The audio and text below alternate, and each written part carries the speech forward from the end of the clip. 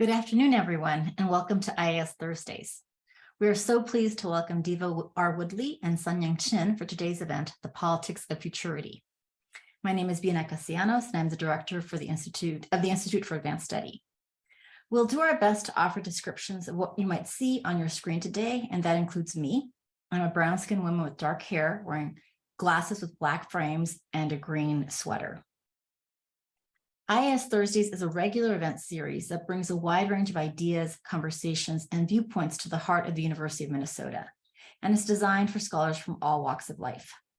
Today's event would not be possible without support of our generous partners and co-sponsors, so I'd like to thank them. I thank the Center for Race, Indigeneity, Disability, Gender, and Sexuality Studies, the Department of African American and African Studies, the Department of American Studies, Department of English, the Department of Political Science, Department of Sociology, and Minnesota Transform.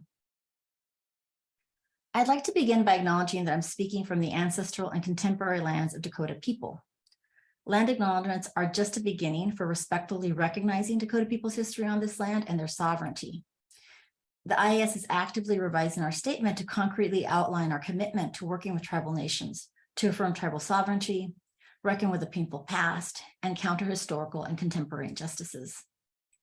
As a scholar whose work critically examines racial injustice, I pledge to advance the IAS's commitment to building an anti-racist and inclusive university that disavows white supremacy and racism.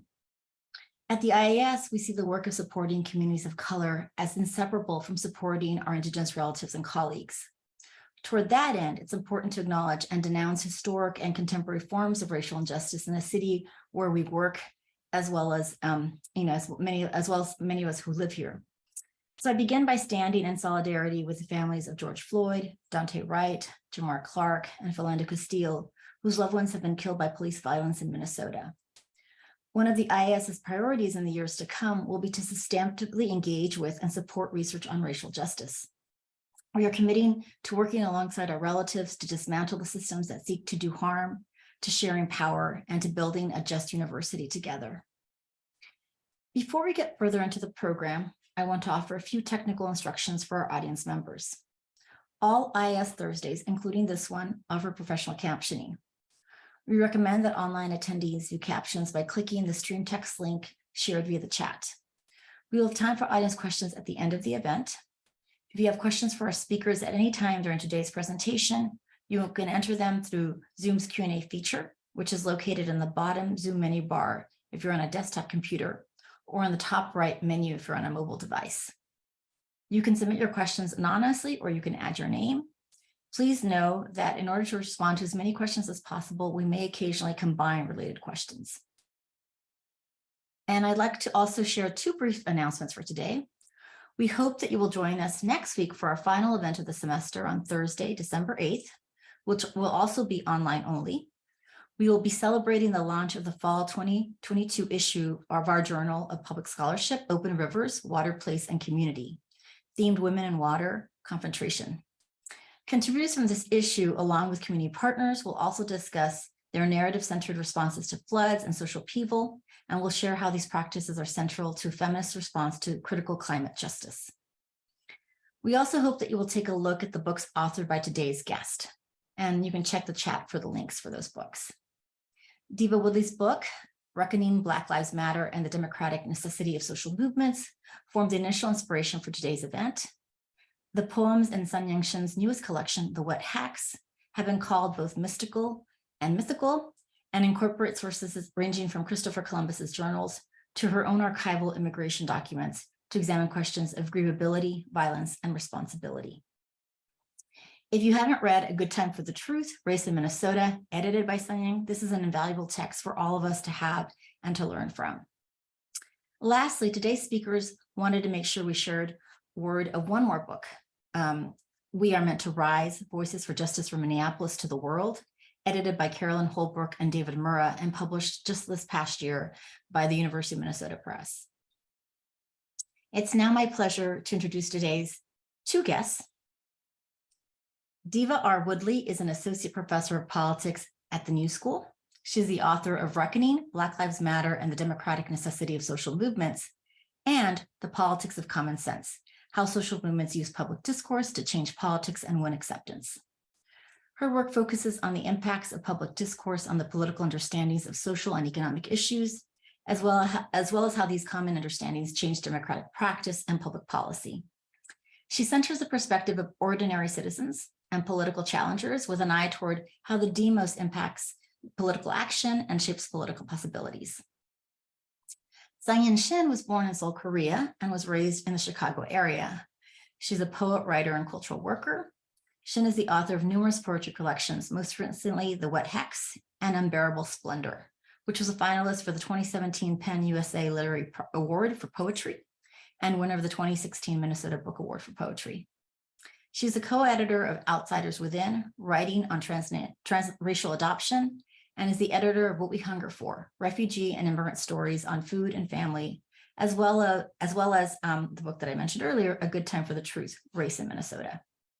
Sun Yung lives in Minneapolis, where she co-directs the community organization Poetry Asylum with poet Sue Wang. So please join me in welcoming Deva and Sun Yung.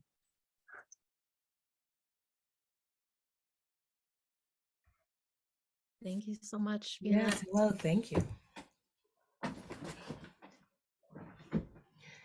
So, yes, I'm so excited to be here with you today, and I'm so excited to be in conversation with Sun Yung on the concept of the politics of futurity. And to begin, I think that I would just like to share with you kind of the story of how this book, Reckoning, which sort of came to be. But first, a little housekeeping, I guess. As was said, I'm Deva.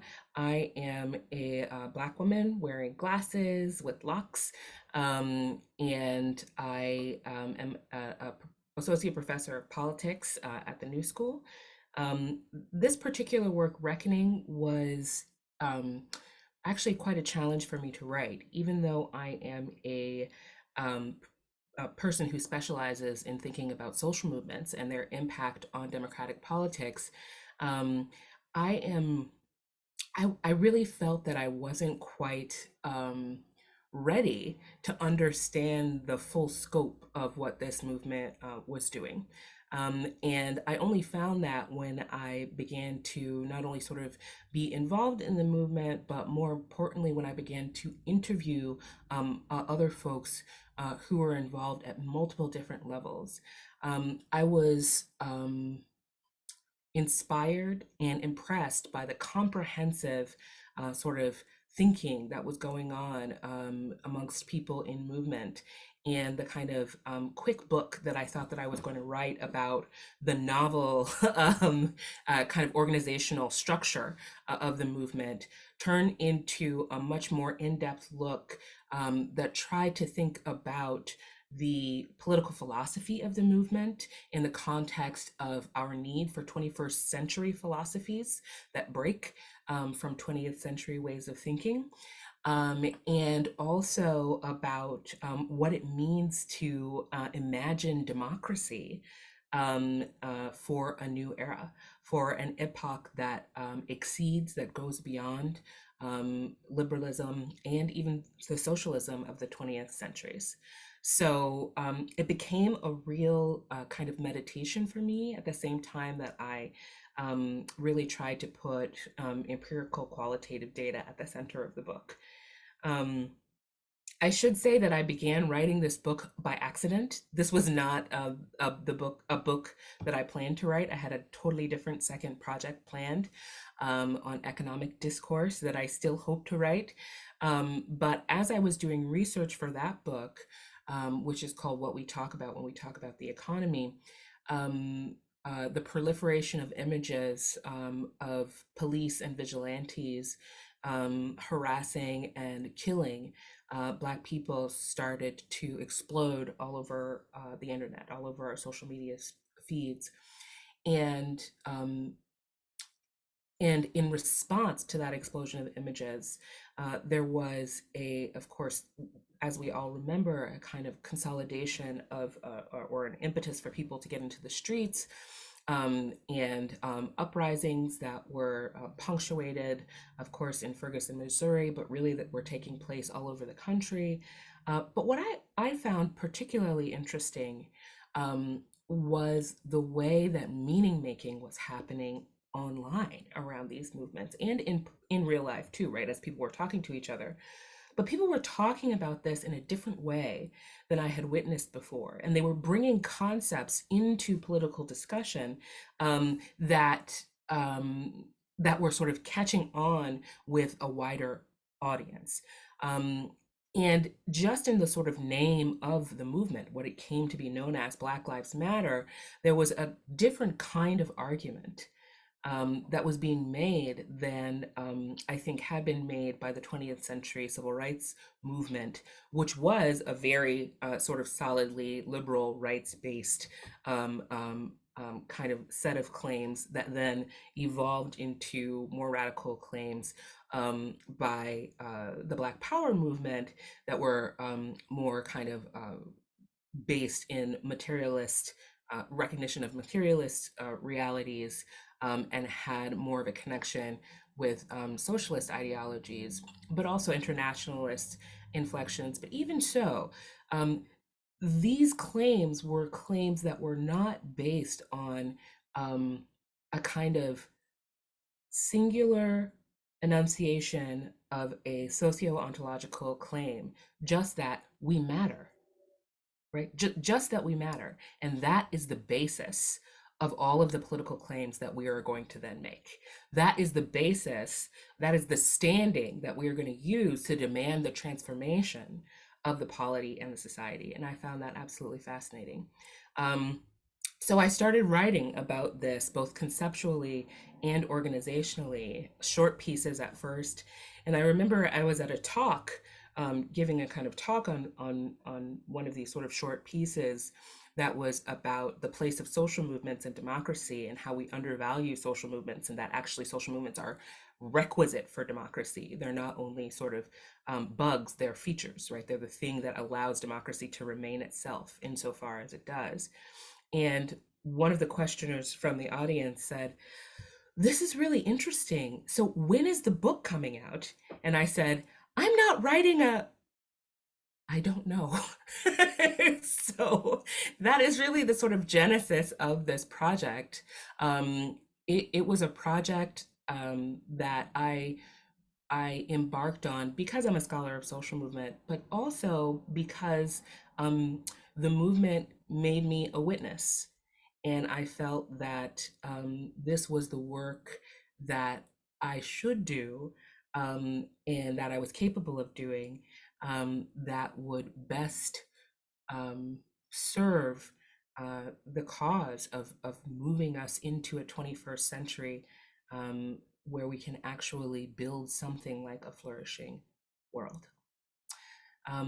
Since the completion of this book, I've become really, really interested in this notion of futurity and what it means to reach for and build a future in terms that are both imaginative and practical. And so that's what I hope that we can talk about today. Sun Yung, should I read a little bit before we kind of get into the dialogue? Okay, so at the end of this project, I had started thinking about futurity already, right? The conclusion of Reckoning, the concluding chapter of Reckoning is called On Futurity. And so I'm just going to read a little selection from that. It begins with an epigraph. When I envision the future, I think of the world I crave for my daughters and my sons. It is thinking for the survival of the species, thinking for life. So that's Audre Lorde from Manchild and Sister Outsider. Futurity is a word with multivalent meanings. It indicates the future time, a future event, or renewed or continuing existence. Futurity is the conviction that the part of the story that one is living is not and cannot be the whole of it. This moment in time gives us a rare political opportunity to begin something new. We are living in a critical juncture where we can set the ideological terms on which the 21st century is lived.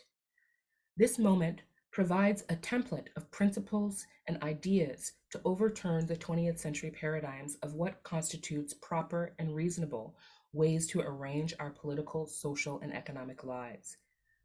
I do not argue that the current iteration of the movement in defense of Black lives always lives up to their ideals, but neither has any paradigm that shapes common sense. Rather, I argue that radical Black feminist pragmatism, which is the philosophy that I identified in the movement, is a good place to start. Since the initial appearance of the movement in 2013, the public opinion environment on the issues of race, racism, and policing have been changed. But more than changing public opinion in the domain of race and criminal justice, the movement has influenced common sense perceptions of how political problems ought to be diagnosed, evaluated, and solved. This is because, in addition to causing people to reconsider the efficacy of the current criminal legal system, the movement has managed to make structural analysis mainstream, reshaping the terrain of the politics of social justice. Using the case of race and policing, the network of organizations that became the Movement for Black Lives has helped Americans understand structural relations in general, including the idea that an individual's life is conditioned by not only personal motivation and interpersonal encounters, which is the usual explanation in the ultra-individualist framework that I have elsewhere called neoliberal common sense, but also by edifices built for governance and systems of practice that operate impersonally based on ingrained assumptions about the comparative worth of some people's lives over others. For example, the popular conversation that Black Lives Matter, hashtag Black Lives Matter, facilitated, rejecting the terminology of hashtag All Lives Matter, not only built support for the movement, but also helped to spread the core argument of radical Black feminist pragmatism, which is that in order to address the problems we all face, we have to reason from margin to center and bottom to top. Not by appeals to a universalism that neglects those suffering most acutely from the oppression and domination from which we all seek to escape.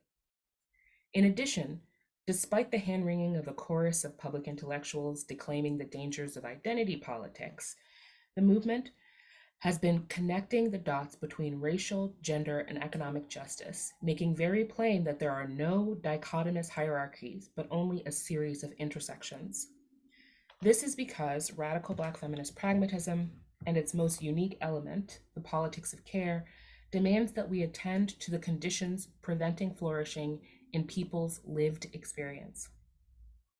While the politics of the movement cannot be described as a class politics per se in the vein of the socialisms of the 20th century, it is nevertheless a politics that understands class as a crucial relation among other social forces which structure the the accumulation of advantage and disadvantage affecting persons, groups, and geographies. In addition, movement strives to center the poor, the disenfranchised, the ostracized, and the incarcerated. This centering of the marginalized isn't done to meet the tenets of an abstract, immutable ordering of the world, but instead because they believe it is the birthright of every human being to live their best and fullest lives, and it is only by starting with those who have been systematically left out of this that it becomes possible. The notion of the world to come, of its fragility, has always animated Black political thought and culture. This is because to be Black in America puts one in a strange position with regard to time. As Yatasha Womack writes, and I quote, "There's something about African American culture in particular that dictates that all cultural hallmarks and personal evolutions are recast in a historical lineage. Whether it's the concept of prophecy and speaking into the future, or tropes of the past shadowing the present, whether by need or narrative, many speak as if the future, past, and present are one. The threads that bind can be as divergent as a tensely worded tweet, musical chord, fiery speech, ancient Kemetic symbol, Bible quote, starry night, or string theory. But there's an idea that the power of thought, word, and imagination can somehow transcend time. Just as the right words and actions can speak the future into existence, The same can recast the past too, end quote. And so we speak ourselves into time, anchored by the fulcrum of the world as it is, while ready to pivot to face the past or conjure the future. This way of understanding futurity has a prefigurative element, but it is undergirded by a purposive pragmatism. The reason for acting in the present is not merely to pantomime utopia, but instead to build a bridge from the current conditions to the ones that offer us all more safety, more freedom, and more pleasure, and more capacity to develop ourselves and determine the world we share. This bridge building is not merely mystical. It is, as Donna Kate Rushin wrote in her bridge poem, quote, the bridge to our own power, end quote. One that is built from relationships of reciprocity and political friendship that enable us to take concrete steps that mediate suffering while maintaining the ability to push at and expand the borders of the possible. As Jessica Bird writes, quote, we are radically reimagining the world so it will belong to all of us. Our fight is a celebration of us and the new world we are creating, end quote. But this future is contingent. The fight against the structuring of the world under what Bell Hooks calls white supremacist capitalist patriarchy has been ongoing for at least 4 centuries. It seems to be what Audre Lorde calls the shoreline of modernity, the marker of its limit, and the place from which we might embark. The question that belongs to us in this age, embarking on the 21st century, is what shall we do?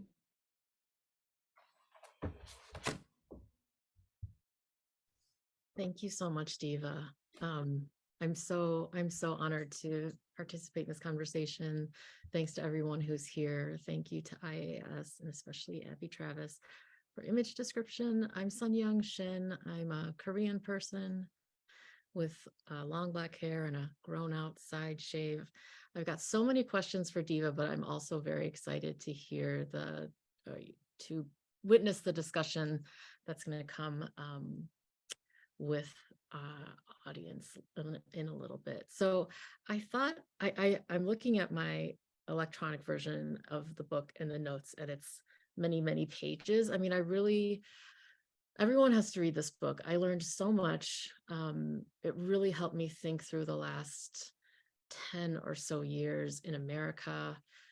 Even though, I'm constantly trying to learn about what's going on. I've read a lot of the books by other people in the movement and other theorists that have come before, but Dr. Woodley's book really is a breakthrough.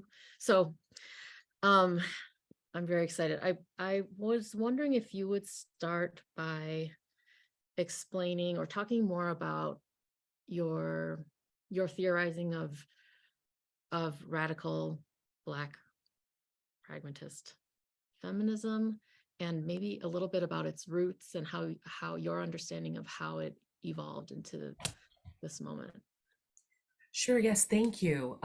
So radical Black feminist pragmatism, I should say, is something that I found in the movement. I didn't make that up.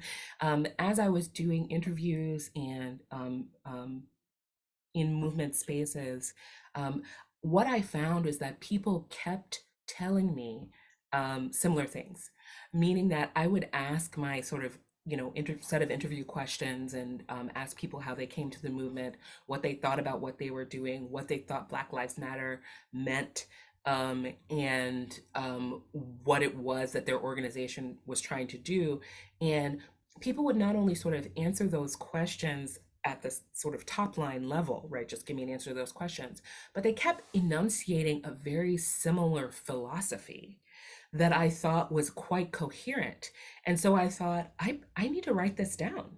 There's something animating what is going on in movement across organizations in different places with people who are acting at different levels. And it's important to capture that in terms of just rendering what this movement is, but also it's important for people who are thinking through what is possible in politics and for political theorists. So that's kind of where radical Black feminist pragmatism came from, at least the tenets of it, I didn't know at all what to call it, and I was actually quite afraid to call it that, because radical and pragmatism don't go together very often, and often when you say pragmatism, people think you mean like Clintonian triangulation, which is not at all what I mean, but instead I'm referring to philosophical pragmatism, which is a tradition of American political thought that is about meaning making and experimentation, democratic experimentation, and the idea that as we enact politics, we are bound to try and make mistakes and then try again. And what's important is that during that process of experimentation, that we are talking to each other, that we are trying to create shared meanings, and that we act on the basis of those shared meanings, even as we push, push for the world that we say we want, right? So that is the sort of pragmatic part of radical Black feminist practice. But actually, let me just like kind of back up. Each one of these words is really important in the kind of description. So radical is a mode of questioning. Again, I didn't want radical to mean the kind of colloquial. It doesn't mean edgelord. It doesn't mean like, a kind of aesthetic. That's not what I'm talking about. I'm talking about a mode of questioning that seeks to get to the root, right, of whatever the political problem is that is identified. Now, what the root of the political problem is a matter of contestation, right? But the point is, the way that you ask the question is, we don't want to deal with the symptoms first. We want to really think about what is the root cause of this issue. So, for example, this is the question, if we're just to take one, a question about, violence and policing. So the root of that problem is actually not police training. The root of that problem is something about creating safety, right? And how it is we actually create safety. And so it requires a kind of different, which is to say radical, right, approach to this political problem, okay? Black feminism is an ethical system, right? It is the ethical system which I found most in use across organizations. And this is where the sort of margin to center approach becomes relevant in Black feminist thinking. There's a few things that are highly valued. And among them is thinking about things in terms of their actual experience, right? The way that people actually experience them, inductively, right? Rather than deductively. And also thinking about things from the point of view of the people who are the furthest outside power, people who are closest to pain. Now, when I say this, sometimes people get confused and are like, well, how do you determine who is the worst off? And that's really not the point, right? It's not an Olympics, it's not a linear ranking system like that. It's a question of asking in every political problem, who are the voices that are often left out? What are the perspectives that we often do not hear? Who are the people who seem to be suffering under quite a few layers of whatever this political problem is, that it's actually quite hard to pinpoint the cause, right? The single cause, right, of their suffering. That is where you need to go in order to understand this political problem. And again, it's really important to me to underscore that this is not primarily a sentimental or altruistic kind of way of looking at problems. It's instead from the conviction that you cannot figure out how to undo the damage that is done. You cannot figure out how to create institutions, processes, policies, polities that are just without understanding the ways that the current systems impact those who suffer the most, right? It's really an analytic that's quite important in terms of how you address the most pressing issues of a particular age.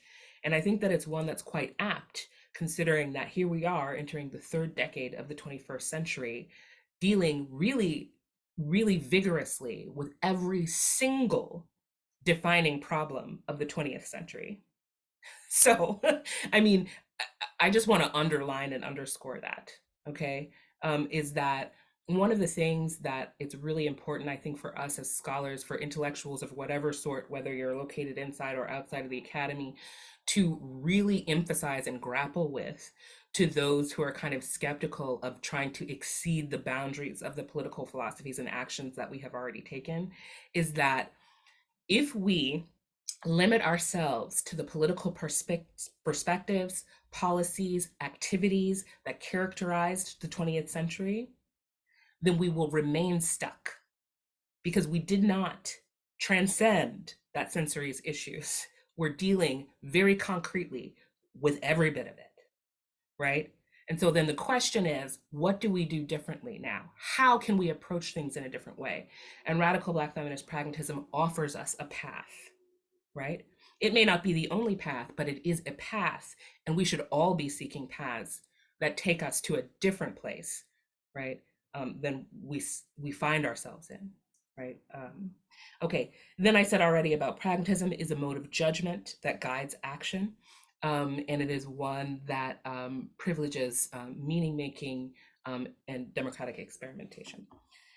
Okay, so yes, that's the elements that I sort of identified in the movement. That is the things that people told me were several. So one is the political claim, this odd claim that I mentioned before, right? That's a socio-ontological claim, that actually we're going to base our entire political movement on this idea that we matter. Not that we deserve rights, not that we're citizens, not, not that we have sort of written down a constitution that's really, but nope, just that we matter, right? And that is starting in a different place than the 20th century philosophy, certainly, but I would say, even going back to the 18th century. Then there is the radical mandate. This was something that Mary Hooks, who is an organizer in the organization Southerners on New Ground, wrote, but that sort of became repeated at demonstrations and in spaces all over the movement. And it is this really striking call that defines the kind of scope, I think, of the movement. And I'll just read it to you very quickly. So the mandate is, hold on. Sorry, I guess I should have this all queued up for you.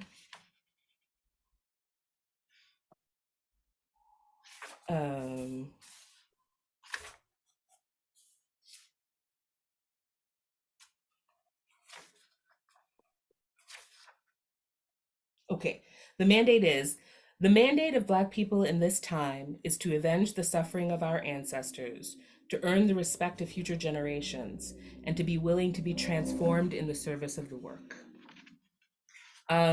When I heard that, I was so interested in the sort of structure of that kind of mandate, because again, it's this traversing of time, right? So sort of across generations from past to future.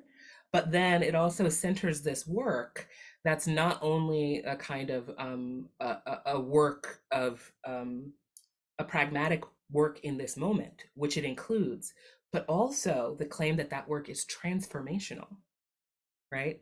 That actually through doing this work that is meant to touch the past and the future, we ourselves will be transformed, right? That our subjectivity has to be transformed actually in order to build the world, right, to come.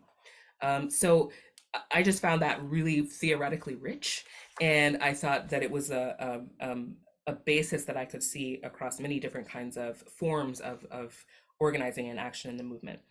The next is an intersectional lens, which is straight out of Black feminism, which is just to say that oppressions are not additive, instead they intersect or interlocked, right? And that, we don't have single issue movements because we don't live single issue lives, as Audre Lorde said. A margin to center ethic, which I've talked about. And then this last one was kind of a surprise to me and one I didn't really know how to deal with, and that is the politics of care.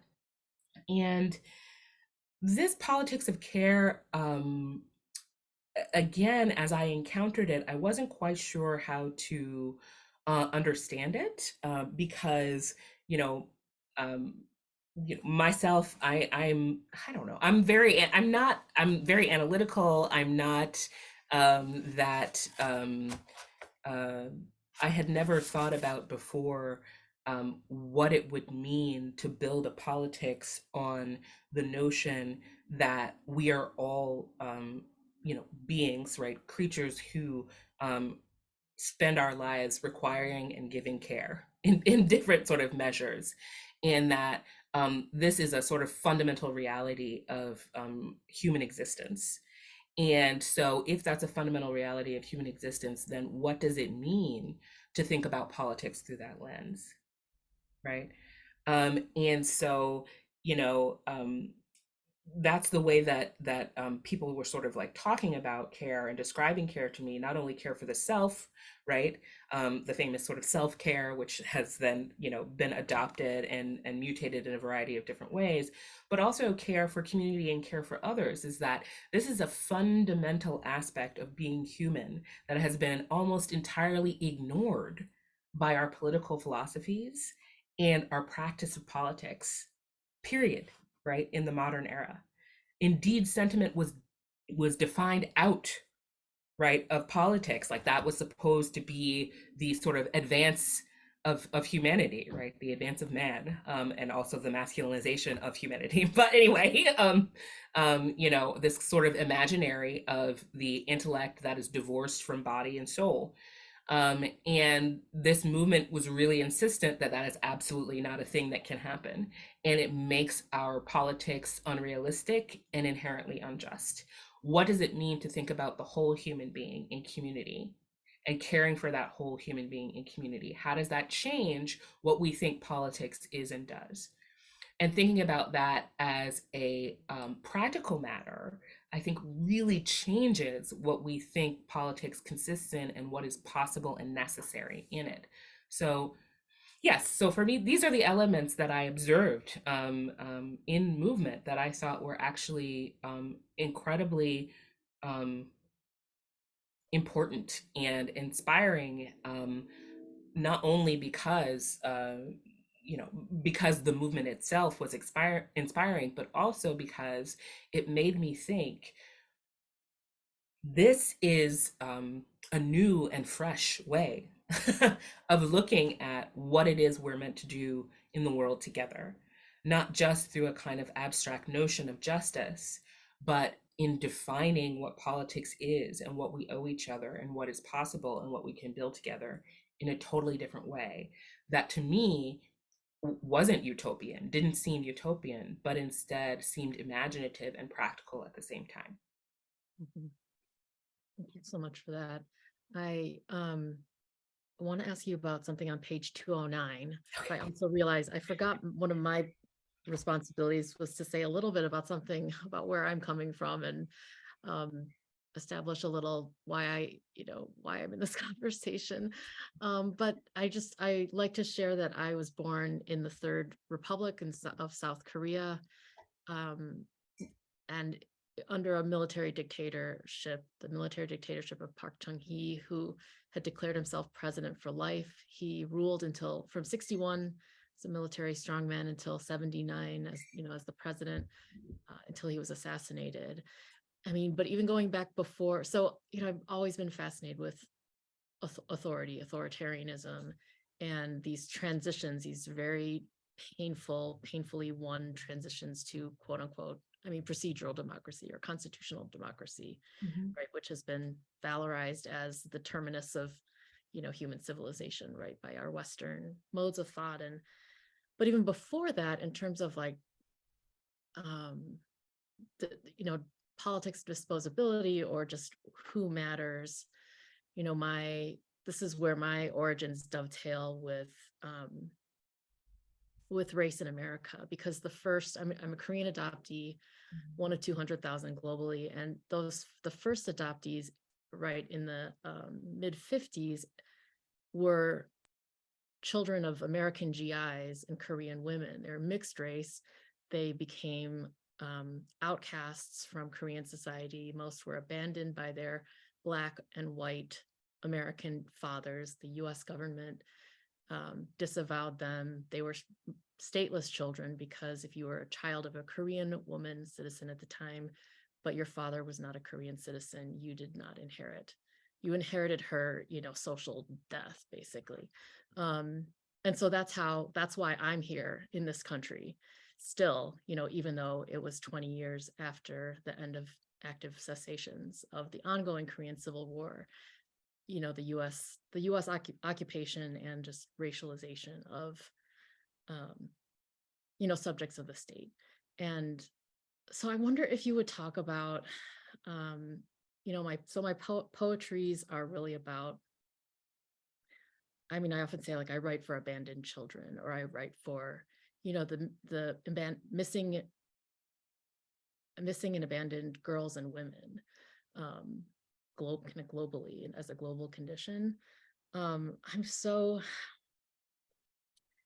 on page 209, in terms of this, your book about futurities, and kind of what I would see as almost, sort of breaking the binary between the living and the dead, the past and the future.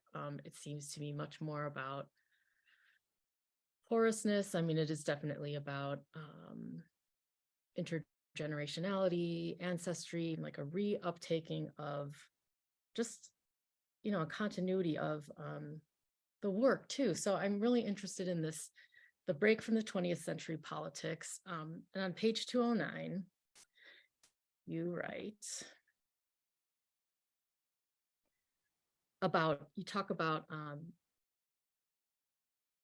some of the purposes of social movements and of protest. And, because we hear so much in this neoliberal, what so many people have been convinced of in neoliberal common sense, that protests, public gatherings, anything in the commons, right, is pointless, doesn't achieve anything. Of course, whenever we internalize that, that's authority winning the argument that we don't need the commons, we don't need public space, we don't need a public, right? So you wrote, I love this, and I think this is really important. These immense demonstrations were able to reemerge at a much greater scale because protest is not merely the massing of a heartbroken mob, nor only a political tactic. It is also crucially a learning experience for those involved and those observing. What they learn is more about the principles at stake, where they stand, and what they are willing to do to create the change they seek. That means that protest creates political possibilities that did not exist before it and could not exist without it. In this way, social movements radicalize politics as they educate the polity. It is for this reason that we have to understand social movements as cumulative. Currently, we are in a moment of political swailing. You talk about that as like a controlled burn. It has unique potentials, but it is also part of a commonplace democratic pattern. Social movements recall democracy to itself. They highlight the institutions, habits, and systems that must be undone to move forward. Remember, too, that in society, we do not build from scratch, but instead reuse parts of the given, combined with new ideas and designs that transform our shared public meanings, socio-political ideas, habits, and institutions. Would you talk a little bit more about, the whole book is on the democratic necessity of social movements, but could you say a little bit more about especially protest? Absolutely. It's interesting because whenever there are protests, and pretty much in any time since, as long as there's been democracy, there have been protests. And as long as there have been protests, there have been people saying, that doesn't do anything. What are y'all doing? Why are y'all out there like that? In every case, in the sort of like long view, you look back and you say, actually, oh, that actually made a big difference, right? It's just that the time scale of movement, right? The time scale of change is actually long, right? Because what is happening in protests is not only that people are making an expressive action, which is the thing that people normally see. Oh, those people are expressing the fact that they are angry, that they are unsatisfied, that they are calling something out, they are saying that they will not take something. Okay, all of that is happening. That expressive function is happening. But along with that expressive function is the fact that a public is being created, right, in that moment, right? People are not only coming into the streets because they have a shared interest, they're coming into the streets and creating a shared interest, right, that then carries on and over to other contexts in both politics and society. What happens in protests is that people actually create a public that is then capable of acting, right?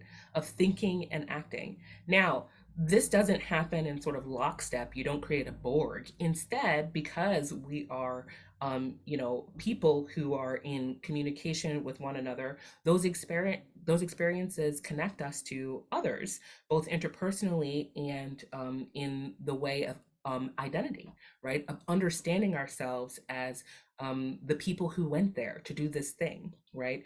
Of understanding ourselves as activists, of understanding ourselves as people who care about racial justice or economic justice, or environmental justice. So, you know, there's an identity formation thing that's happening in protest. There's an informational thing that is happening in protest. There is a community building thing that is happening in protest. And we have to understand that no protest is isolated, right? Even for the people who only go to that one thing. Because, for example, in the 2020 uprising, there were a lot of people who only went to one protest, right? Because according to reports, between 25 and 30 million people came into the street. Not all of those 30 million were in the streets every day, okay? Some people just went to the one thing. And yet, from the participation in one single protest comes the understanding of oneself as the person who is capable of acting, will act, did act, right, for this cause.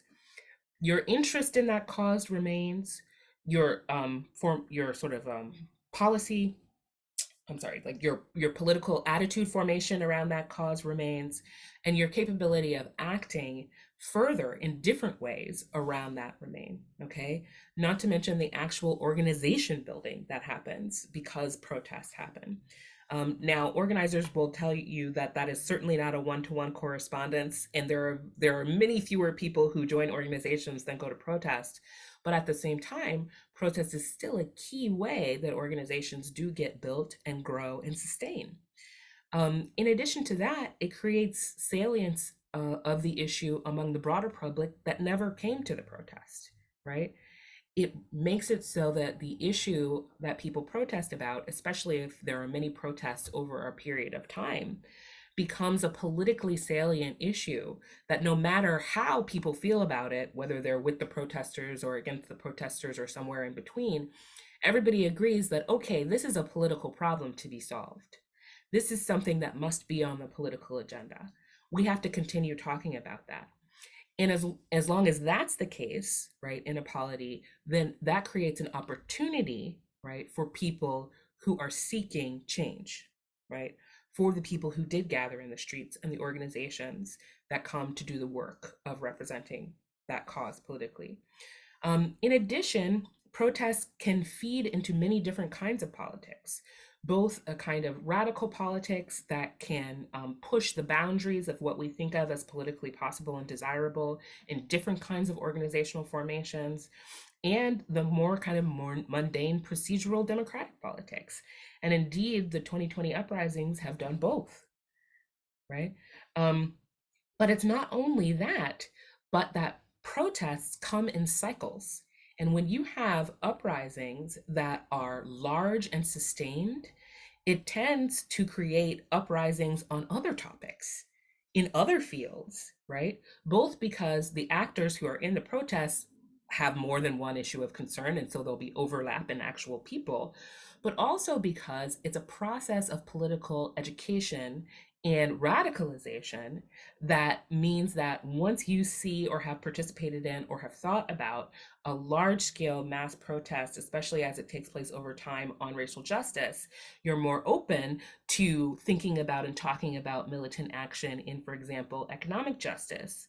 Maybe you want to build a union, And we can kind of see in real time how this happens. It's no accident that in the mid 20th century, we see cycles of protest, right, over across many different movements. And the same thing is happening today. Protest creates an environment in which democratic politics, as is exemplified by direct action that calls authority to account, right? And it's not about defying authority, I want to underline, right? It's about calling authority to account, because in a democratic polity, all authority derives from those who make up the polity, right? So it is about calling authority to account and saying that this issue is not being dealt with. We, the people, are suffering. The institutions as they are currently conceived do not serve us, right? It is our right and responsibility to revolt. And this reminds the entire polity what it means to be a democratic polity. Wherever they stand on the issues, it reminds everyone that we have a role, right, in governing ourselves. And that's critically important for a polity. And I'm really glad you brought up this idea, this notion of publics. That is critically important, especially in this time when most of our time is, in America and globally is dominated by waged work. We don't have very much time or very much infrastructure for civic engagement. And when I say that, I don't just mean political. I mean, all the things that Robert Putnam, wrote about, bowling leagues and gardening clubs and all those things that connect people to community.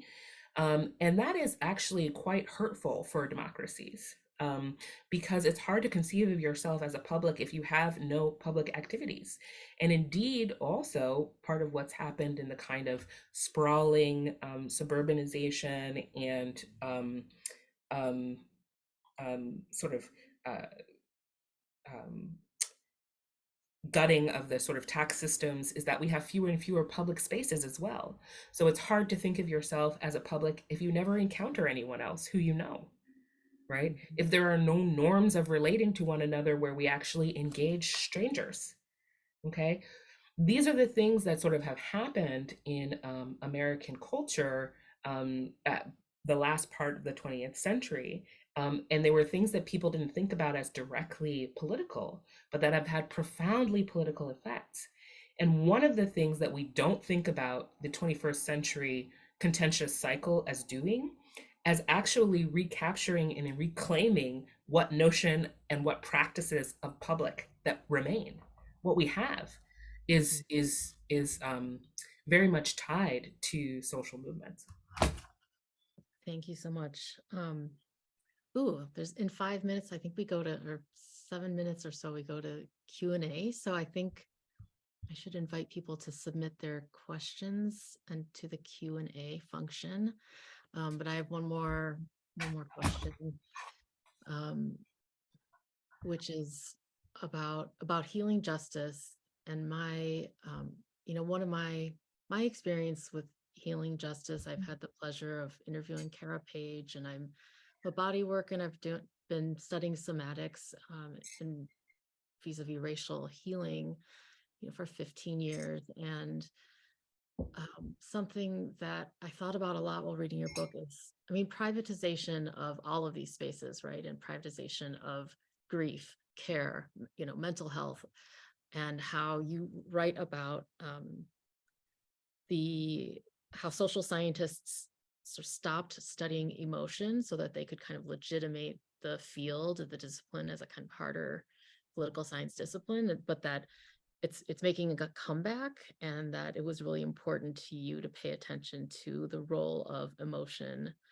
And I know healing justice you list as one of the principles of the philosophy, but I wonder if you would talk about what your observations and insights on emotion in the movement, and where that comes from, or how that's operating, or what we should take away from that. Yes, healing justice was one of those things that I felt really underqualified to examine, as I encountered it in movement. I I had not thought about the place of healing in political work, right? I'm an empirical political scientist, right? I had been sort of trained in this particular way, like this is how you recognize politics, and so encountering in movement, pretty much everywhere I went, people who and leaders, right, thought leaders like Kara Page, right, who were very insistent that there was actually no way to build a just and flourishing world without attention to the fact that oppression and domination traumatizes people and that actually oppressed populations are often dealing with trauma responses both individually and as collectivities, and that there's no way to sort of run away from that or to separate that from political activity, although it doesn't need to overwhelm political activity, but also that what healing justice posits is that it is not possible to heal the traumas caused by oppression without acting against the structural bases that have you know proliferated, right, the conditions of that trauma, right? And so like actually a part of healing is not only the personal work, therapy work, body work, that people can and should do, but actually a part of the process of healing for us individually, particularly as marginalized and oppressed peoples, but also as peoples who may be identified in and with groups that are oppressive, right? Like, or have, benefited from conditions of oppressive conditions, is to act to change the actual structures that have caused these harms, right? And it's funny, it's one of those things that when you encounter it, when you read it, when you hear it, it's like, oh, of course, yeah, that totally makes sense. But it's also not something that we always think about. It's a part of that siloing of this is the cognitive, this is the political, this is the analytical, and that is the emotional, and that is the fanciful, and those are the things that have to do with the body, right? And one of the things that I found very profound in this movement is that people were very clear that oppression, structural oppression, lands on and in the body. And so if we want to address it, we have to understand that as central, which doesn't take away and indeed enhances our ability to understand how to act analytically, or how to observe analytically, how to analyze things, and how to act politically and concretely in the world. It's a part of understanding ourselves as political animals, that is, as embodied beings who are gifted with the capacity to create society. Mhm. Yeah, and that there's not an option to just, well, I'm going to heal from all the oppression and then I will get involved You can't, yeah. politically. Or, how can I heal when I'm being assaulted with the structural oppression, interpersonal violence every day? I mean, this was so I just want to mention my two teachers, Thea Lee, Susan Raffo is another person I've learned a lot from, and just kind of the community here and beyond. So I was really interested to read that because I think that maybe in Western, like neoliberal thought, emotion is more just like affect, right? Mhm. Or it's like it's feminized, or it's, seen as something that people of color have because we're irrational or we're more savage. And then, but white people can, or white society can, there's the voyeur function of metabolizing the suffering, metabolizing the bodies of, you know, um, people of color, in particular Black people. So I was really fascinated by that part. I encourage everyone to read the whole book, and so I'm also, one last question, because I'm getting a little message right before we go to Q&A, is if you would talk about the speculative aspect of this work, the Yeah. futurity aspect of this work. You talked about how the pragmatism, the radicalism is not utopian. And I think you did a really, you do a really beautiful job of explaining how pragmatism is not the same as like utilitarianism, just for a non-political science reader like myself. So wonder if you would talk about those world building themes a little bit, and that building that bridge to the ongoing liberation or a different world. Yeah. One of the most profound exercises that I witnessed, in movement spaces was that people would do these exercises where they would have to talk about um, sort of talk about the work that they were doing from the future. So basically saying like, that people would be talking in sort of future perfect tense, which is to say, imagine that I am now a 70-year-old woman who's sitting on my porch and I am describing the world as it is. What would we have had to do to get to that point, right? What are the things we would have had to do in order for me to be sitting on my porch as an elderly person and describing the world we want, right? And so that kind of exercise really brought it home for me what the function that imagination serves in movement, right? It's about thinking, okay, we have to take time to understand that the world that I want to be living in, that I want, children and nibblings and whatever to be existing in, what I want the West of the 21st century to be, a world that is safer, that is able to be sustained, that is has a kind of different conception of justice, that is interested in care and that promotes flourishing. That world that we have to build, we have to imagine it first, but we not only have to imagine it, we have to imagine the steps to get from here to there. And I think this is somewhat modeled in works of speculative fiction, and you'll find in movement spaces that there's a lot of reliance on, or at least a reference to speculative fiction, particularly the work of Octavia Butler, but also others. And this is also not a kind of a new phenomenon. I think like revolutionary movements and thinkers have often thought, in a speculative manner, right? For example, W.E.B. Du Bois wrote science fiction, right? Like that's not, that's not accidental. It's because that kind of impetus that is found in speculative fiction, science fiction, and fantasy is the same kind of impetus that we find in the social sciences, which is to say, what are the elements of this world and how do they work together to produce certain kinds of effects? And it's about like the register in which you're examining that question. I should say I myself am a huge science fiction and fantasy fan, so this was not a big leap for me. I was like, yes, okay, because it really is for me personally, right? I understand myself to be interested in social science and the empirics of it and the sort of quantitative and qualitative nuts and bolts of it for very similar reasons that I am interested in the world that gets built in a particular novel, because I want to know what are the conditions under which these people relate. What are the rules of this society? How are all of these subjects going to interact in order to solve the problem that is at the center, at the heart of whatever this story is? And so, the notion of thinking speculatively about politics is not a fanciful notion.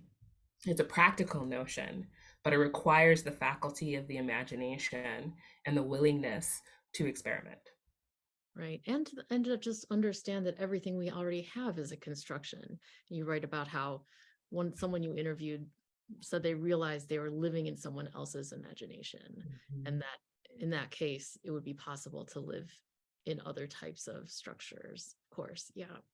I think maybe Bianette is ready to feed you some audience questions. Yes, hello. Thank you so much for this really, really, truly wonderful and imaginative conversation. I kept thinking, back to my own kids and their interest in protest and sort of how that's connected to the conversation today. I'm going to begin with a question about poetry. So this is from an anonymous contributor. They said, could you both talk about the role of poetry and art in imagining and building new worlds? Deva's talked a bit about speculative fiction, but what about speculative poetry? I'm thinking also about the long legacy of the poetry of protest and the poetry of witness, and how this archive, and the very real archive as it is being written today, plays such a key role in social movements. Gosh, one thing that I want to, I mean, I think that for one, at its base level, you know, poetry is about the possibilities of language, and that, you know, a lot of the poets that I read and have learned from, and my poetics that I try to practice are about, are often about responding to violence that happens on the premises of language, or violence that happens in the non-language world, but is justified by the violence, or justified by the language that we are existing in, and that is normalized because it's coming from an authority. And so just the role of language in authority, we have this word author, right? As the root of authority. And so for those of us who are written about, or erased, or mutilated in language, or used as props in languages, why, you know, number one, why we're all speaking English right now, you know, English is, and empire, and the role of language in conditioning and disciplining. So for me, that's what my poetry is trying to be about, or trying to do. And then, you know, I like, just the same way with public protest, or anything that people have had to fight to maintain the right to do. You know, I have this very simple test of, well, does XYZ make any difference? Oh, well, does someone not want us to do it? Right. Well, then it's dangerous. Someone doesn't want us to take up space on this street. It's dangerous to power, right? And we just have to look at history and our contemporary moment to see people who are exercising free speech and are silenced for it. And, you know, in the era that I was born into in South Korea, there was government censorship. Poets and writers were jailed and tortured for and imprisoned for criticizing the government. And so I think that, especially, you know, for people who have been, have had First Amendment rights more or less for generations, you know, and have been a protected class here in the United States, they may take that for granted and think, you know, we don't need that. I don't need that. So to me, poetry is a really intense site of resistance around language, trying to get as close as possible to what's happening in terms of power. And it's really it's a place of problem solving for me. Yeah, I will say I'm not a poet, but something funny that I always do. I love poetry, and I love love poets. But something funny that I always do before I write a book is that I read a lot of poems. Like, I go through this period. I don't do it on purpose. It's not like something I've written down, but as I'm sort of researching for a book, I find myself drawn to poems and poetry, and end up reading a lot of them. And it is because I think that poetry is so precise. I think that what poetry shows us, in addition to what Sun Yung is saying about the power of language and the stories it tells about power, right, is that its actual rendering shows how to make an argument that is unconstrained from what actually appears on the page. And what I mean is, in just a few words in a poem, you can evoke a whole set of memories, references, feelings, possibilities. And it's just a very efficient way to communicate a whole concept um, in a way that people remember and that they feel. And so for me as a social scientist, um, reading poem reminds me of the work that I want my words to do. And I don't know if social scientific writing can do that work the way that poetry can. I know that it can't, but it just reminds me like this is the goal. And then, you know, as someone put in the chat, as Audre Lorde said, poetry is not a luxury, right? It is the way that I believe she says it's the quality of light, right? It is the way that we conceptualize what is desirable and possible and perfect, you know, in a certain sense. And so I think that there's a reason why the poets and the writers always get imprisoned, right? When an authoritarian regime seeks to take power, is because these are the folks who can distill meaning down to a few words that can be chanted and give people strength and give people a sense of themselves and remind people what they're fighting for and what they can make. Thank you. I'm now going to follow up with a question that is connected to that, to thinking about, poetry is speculative, but then flipping it to thinking about, because when you were talking about reading poetry, I kept thinking about some of the poetry that I've been reading around rage. So this question is about rage. So thinking about emotions in public life, what are your thoughts about anger?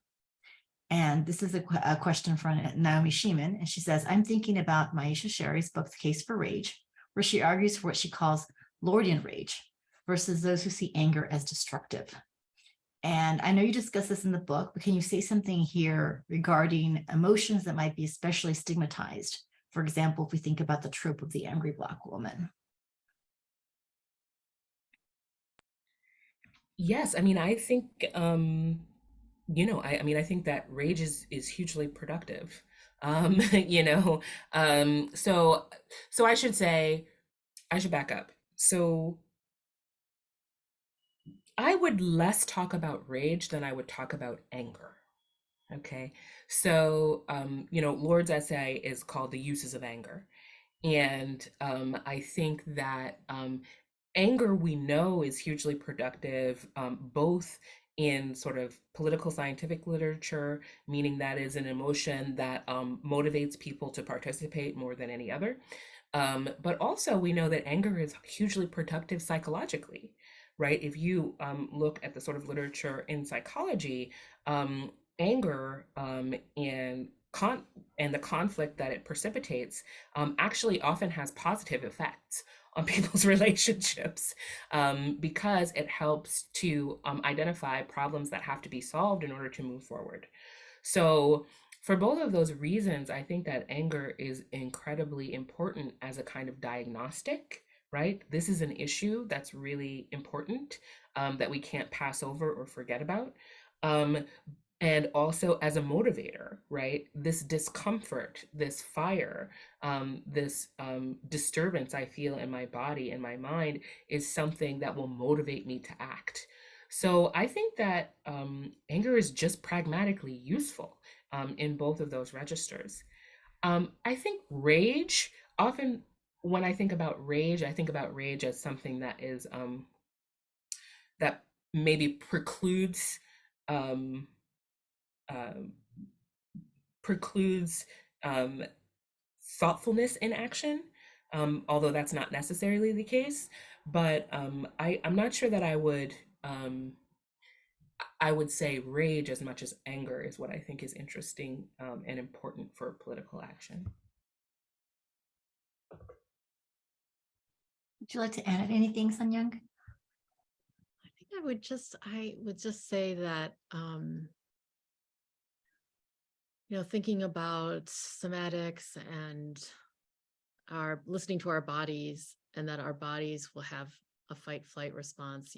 Our sympathetic nervous systems will activate when we're under threat. And so the work that we each and collectively have to do around that is to determine when the threat is real and when the threat is like white fantasy or whatever, and something that Deva wrote about how, and mentioned that civic engagement right now is really hard because many people are working multiple jobs, are exhausted, don't have time and space for that. And so, that when we don't get to work together in our polities like that, and in our packs and together in our collective nervous systems, that doesn't, all of that has to go somewhere or gets kind of swallowed, pushed down, or comes out sideways in ways that aren't, healthy for anyone. And so I just really appreciate kind of the organic, holistic thinking that Dr. Woodley's doing in this book, and on reporting on the research and the conversations she's had. Yeah. Thank you. The next question is by an anonymous, and it says, "Thank you so much for the talk. I was curious if there's a particular branch of philosophical pragmatism that you find particularly compelling and relevant as it pertains to radical Black feminist pragmatism." I would recommend the work of V. Denise James, who is a Black feminist philosopher who talks about the ways that American pragmatism, particularly as it's articulated by John Dewey, is complementary or goes along with, and also shares some of the sort of foundational assumptions of Black feminism. And her work is really clarifying on these points. So I would say that yes, for me, I came to pragmatism through Dewey, through John Dewey, but really reading James's work, and that's Denise James, not William James, although you can read that too. It was very clarifying for me in terms of what's useful about that political philosophy.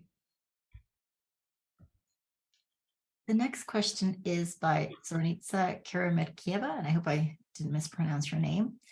And it says, "I appreciated the connection you made to the progressive era models of social democracy, for example, such as the work Diminished Democracy, in which civic organizations were a primary vehicle for community organizing, communal care, and political action.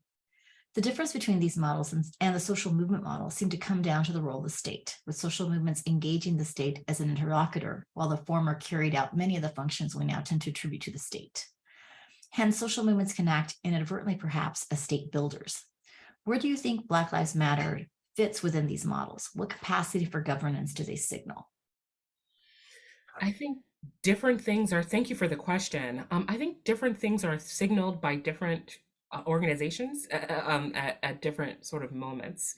So I often get this question about, okay, so what's the role of the state and what's the appropriate sort of posture of movement towards state?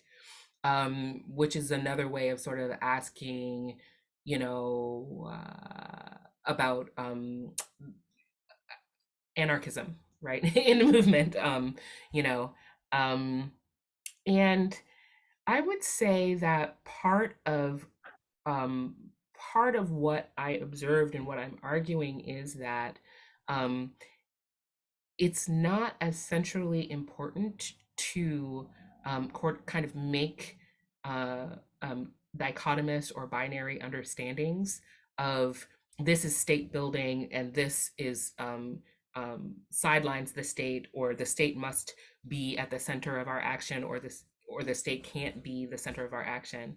What's more important, I think, in 21st century formations, and I think in this movement itself, is what are the things that we can utilize in terms of the capacities of the state to build, to make room for institutions in civil society that can foster care, leisure, innovation, creativity, etc., at the same time that we can kind of tame the hand of the state in terms of reproducing injustice, but also enhance the capacity of the state to, provide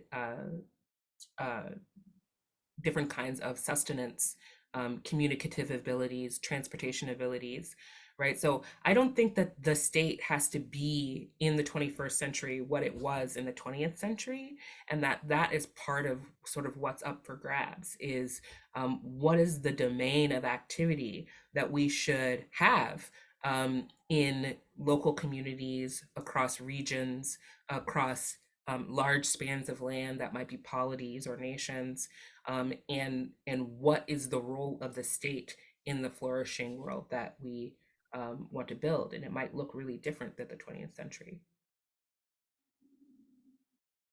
Would you like to add anything, Sun Yung? Or would you like me to go to the next question? Yeah, well, I was just going to ask Deva if you were, if you wanted to say anything about indigeneities or forms of reciprocity, maybe, or just that was something I was thinking about. Yeah, I mean, I think part of what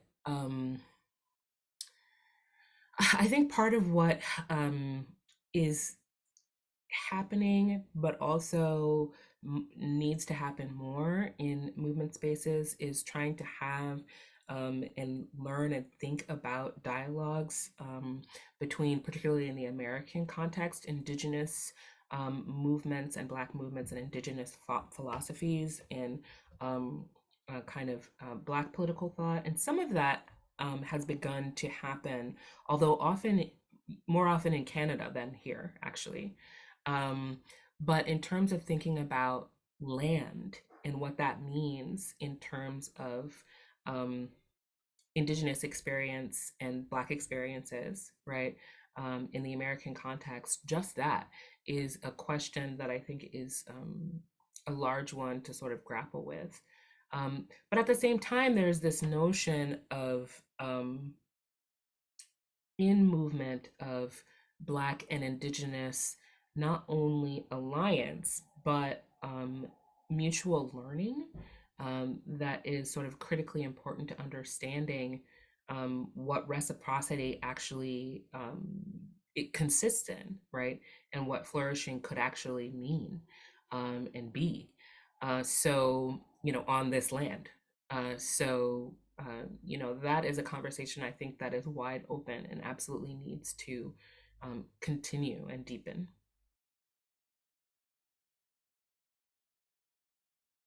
Okay, I have one last question. It says, you've both talked about anger, but what about optimism? What role does this other approach play in future making? Perhaps even more importantly, how do you see the differences between white optimism and Black optimism playing out within social movements? Related to this, how can we work effectively in solidarity? And this was an anonymous question.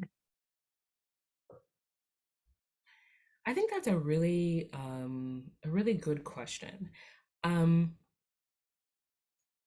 So I think that I am less committed to optimism, which seems to have a teleology, right, than I am to hope, which is a practice. So in all accounts and on all counts, I am completely opposed to pessimism. So let me put that in sort of in brackets, right? Because that also has a teleology. It's just a negative one, right? At the same time, optimism, I think, is, while it can be sort of a personal quality and aspect of the personality, in terms of politics, I'm not sure how useful it is. I think that what is instead most important for movements that are trying to create change, movements that think of themselves as transformative, movements that are interested in world building, is hope. And hope, as Mariam Kaba says, is a discipline, right? It means that you act with the conviction that even if you don't see it in your lifetime, your activity along with others, your thinking along with others, your building along with others, um, can create the conditions for a new world. And indeed, you are basing this on the fact that new worlds have been built since the beginning of human time. So for me, that is what is critically important, is that this hope that is grounded on a conviction that your work in combination with the work of others matters now, and it will matter to future generations. And that you know this not only because you have a good feeling about it, but also because you understand that human beings have been building worlds since the dawn of humanity, and it is your birthright to do this as well. Indeed, it is your responsibility. That is one of the things that bothers me the most about, when people talk about what's not possible, that it is what it is, and human nature, and all those sort of phrases that we have to say, "Be content with the world as it is that why should we be content with the world as it is? Our ancestors weren't. We have just as much right to shape the world as any other generation of human beings. And we have just as much responsibility to do so, and we should do so in hope."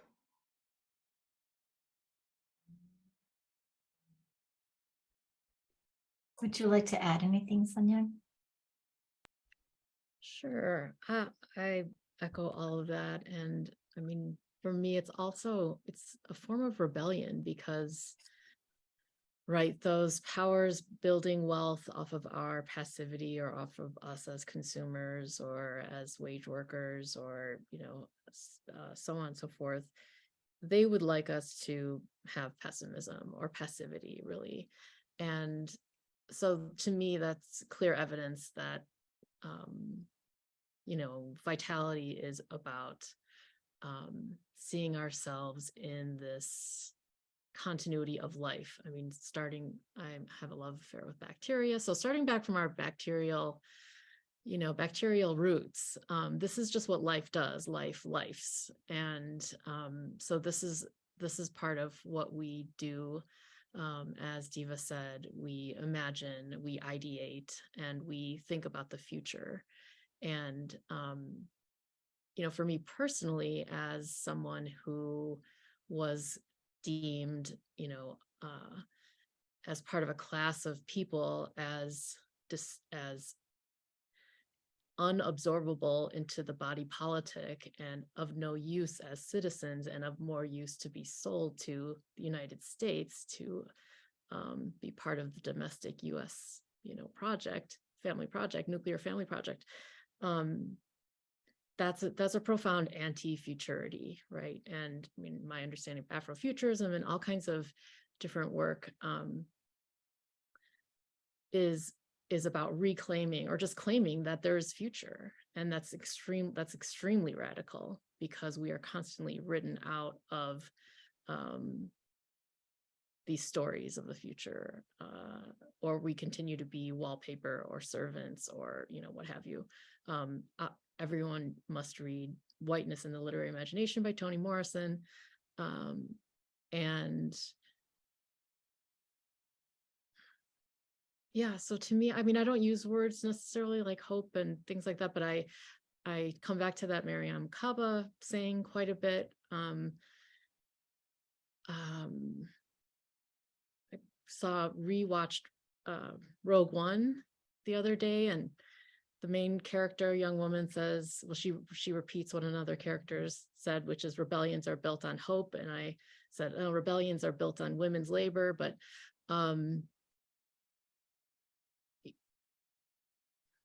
yeah, I just think how dare we abandon the future?